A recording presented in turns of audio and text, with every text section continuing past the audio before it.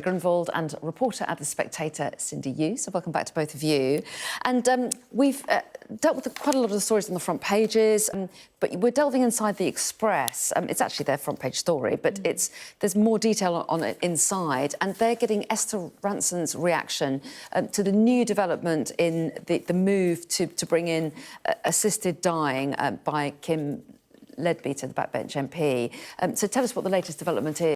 Why Esther Rantzen is saying it's good news. Yeah, so the Royal College of GPs has been taking votes throughout this year on basically what their position should be. Previously, it had been to oppose the change in assisted dying legislation, and now the vote has come out to say neutrality. So that is obviously a good thing to have happened for supporters of the law change, but it does mean, you know, for critics of the law change, that there's one less organisation that will be opposing it. You know, depending on where you stand in that debate, it may not be good news. And I think this all comes as the legislation is going through Parliament at the moment. We're going to be seeing more about it in the months to come in terms of what the committee decides.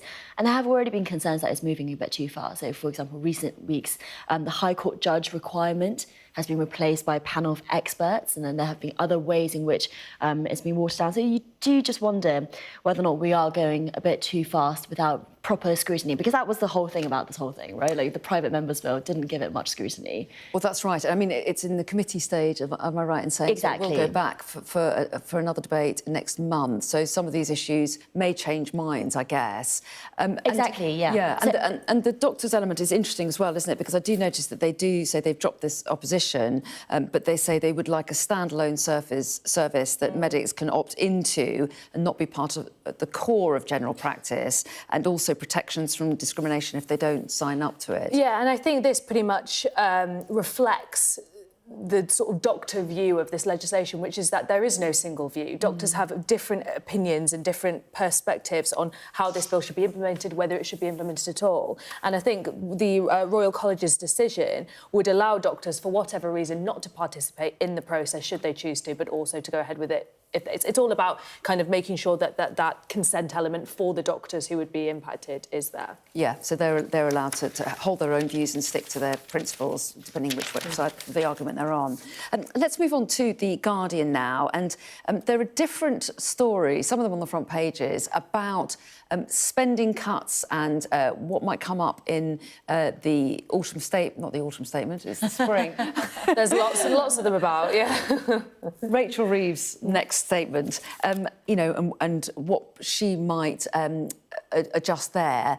This is an article in The Guardian which talks about how some ministers are actually pretty upset about what's being proposed. Yeah, so there's splits in the Cabinet about this. So previously, you know, there have been a fair few controversial decisions from this Labour government. You know, for example, the winter fuel allowance, the tax on the farmer inheritance tax policy as well. This seems to be the first time where we could see a really quite wide-scale rebellion, because not only are there splits amongst Labour MPs, and it's not even really a left and right of the Labour Party thing, it is that any MP with constituents who are particularly vulnerable, they are going to be worried about the impact of this. But what is particularly concerning here, I think, for government ministers and for cabinet ministers, is that these cuts to welfare spending will come alongside other cuts to departments, unprotected spending. So, in particular, you're looking at like the Department for Justice, the Department for Housing and Planning.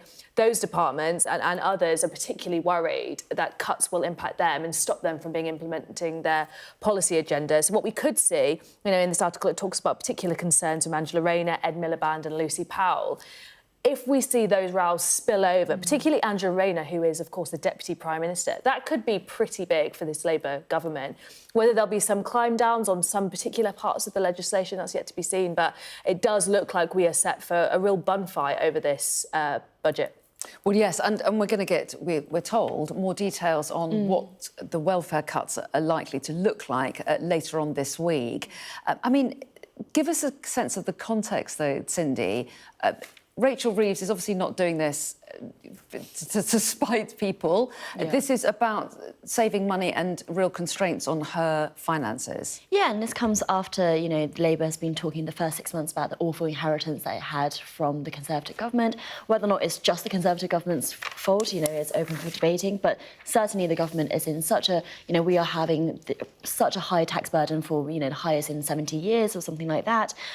Various ways in which cuts have had to be made. So it does feel like when you look at welfare and that £11 billion, it does seem like something that, there might be savings there.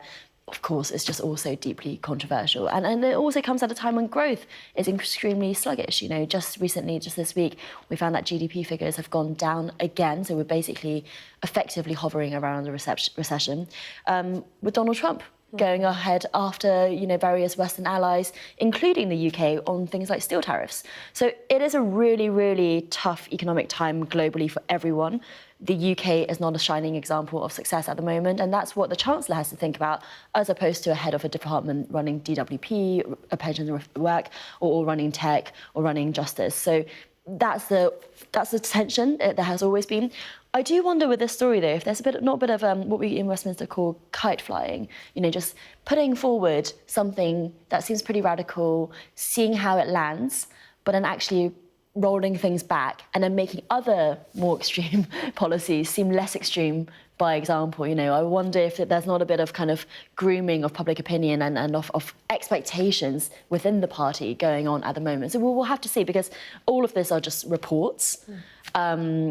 But I do wonder if there's not a shadow war going on in terms of what they get politicians to accept. Certainly reports are enough to really worry people. Exactly. On benefits at the moment when they don't quite know what the next step might be. Let's move on, shall we, to the Daily Mail. And there's a story inside here about bin strikes in Birmingham. Yeah, and there's quite an extraordinary photo, actually, of what is happening on some of the streets of Birmingham as there's been a ongoing bin strike. So this all went back to September 2023 when the Birmingham City Council was effectively declared bankrupt. It was hit with an unserviceable £760 million bill.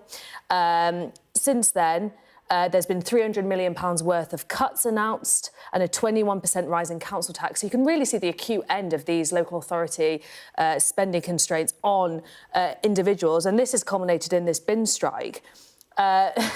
Basically, it's a standoff between the bin men and councillors, who, meanwhile, councillors have given themselves a 5.7% pay rise. So you can see that there is a real anger here about councillors and the public sector workers who are obviously trying to keep our streets tidy. But residents are complaining about, obviously, the mess on the street, rats the size of cats, they say, that have come into their houses. I mean, it's extraordinary. It looks terrible. And obviously, residents are furious.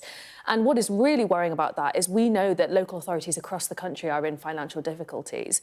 There is worry that what has happened in Birmingham could happen to several councils across the country. If we see more scenes like this in towns across the country, that is terrible for Labour. That is terrible for the Labour government. That is terrible for Labour-run councils. It just looks really, really bad. And that is the acute end of people not only dealing with the cost of living crisis, but dealing with their streets not being clean, their public services not working. Well, yes, and that feeds us into a kind of broader look at the local elections, doesn't it? Because they are coming up for some areas this summer. This is an article, is this the Telegraph? I can't see. Yes, it is the Telegraph.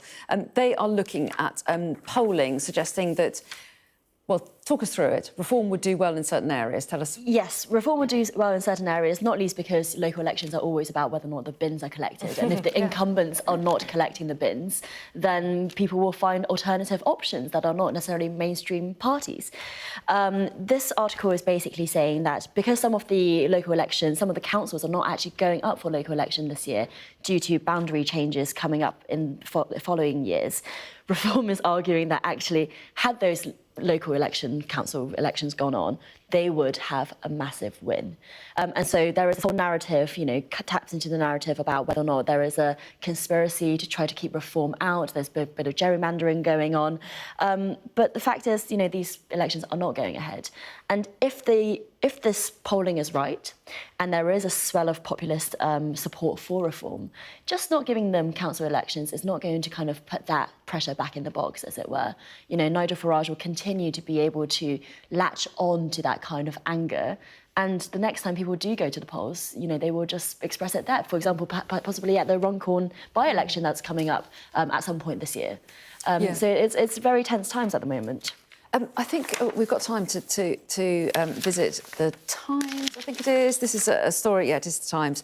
Story about a head chef. I haven't read this, but talk me through it. So this head chef, whose name is Jackie Wan, and he is the head chef at a Chinese restaurant in Great Shelford. He's been so fed up with poor reviews, so he calls them nonsense reviews, where, customers are complaining publicly on Google or TripAdvisor or whatever about his restaurant. Then he started using CCTV to debunk them. So if people are complaining about the time it's taking, he'll say, actually, your king prawn and rice was served at 18:53:25. Below is the exact time you put it in your mouth. Below is the time your partner put it in your mouth. From my limited calculating skills, I saw that there were 7 pieces of prawn in your main course. Your partner had 3. Therefore, when you complain that this didn't have enough prawns in, it wasn't for good value for money, I've debunked you.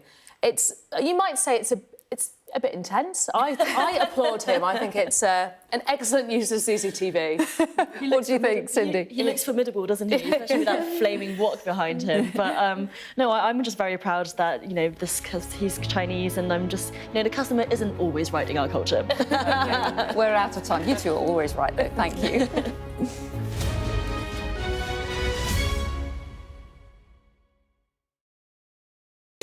We are under Israeli military restrictions.